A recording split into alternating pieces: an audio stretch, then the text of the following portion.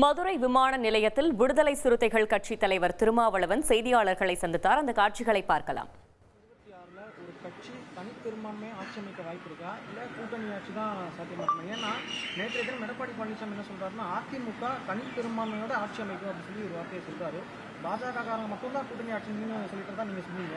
இப்போ ஒரு புதுசாக அவர் வந்து தனிப்பெரும்பான்மை ஆட்சி அமைக்கும்னு சொல்லி சொல்றாரு. அது எப்படி சாத்தியமா இருக்குங்க?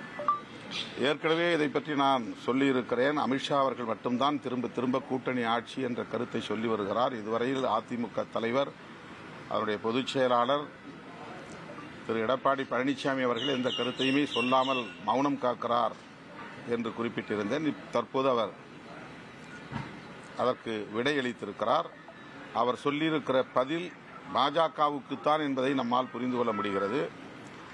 கூட்டணி ஆட்சி இங்கு இல்லை, அதிமுக அதற்கு உடன்படாது என்கிற விடையை பாஜகவினருக்குத்தான் சொல்லியிருக்கிறார் என்பதை எளிதாக புரிந்து கொள்ள முடிகிறது. அதேபோல அதிமுகவை எந்த கொம்பனாலும் கபலீகரம் செய்ய முடியாது என்ற கருத்தையும் பதிவு செய்திருக்கிறார்.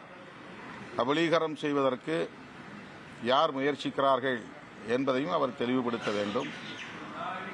அதிமுகவை திமுக தலைமையிலான கட்சிகள் கபலீகரம் செய்ய முயற்சிக்க வாய்ப்பில்லை. அப்படி ஒரு முயற்சி மேற்கொள்ளவும் முடியாது.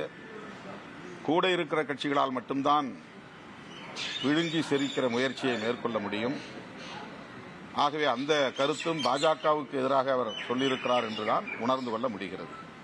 எனவே பாஜகவுக்கும் அதிமுகவுக்கும் இடையிலே ஒரு இணைப்பு இருக்கிறதே தவிர பிணைப்பு இல்லை என்பதை புரிந்து கொள்ள முடிகிறது. இந்த வரப்போற தேர்தலில் பாஜக புரிஞ்சாங்க அப்படின்னா அதிமுகவோட நீங்க ஒன்றிணைய வாய்ப்பு இருக்கா? இது யூகமான கேள்வி என்று பலமுறை சொல்லியிருக்கிறேன். அப்படி ஒரு நிலை வருகிற போது கேள்வி எழுப்புங்கள், பதில் சொல்லுகிறேன். திருப்பவனத்தில் வந்து தந்தி டிவியை உங்கள் கேபிள் டிவி ஆபரேட்டரிடம் இலவசமாக கேட்டு பெறுங்கள்.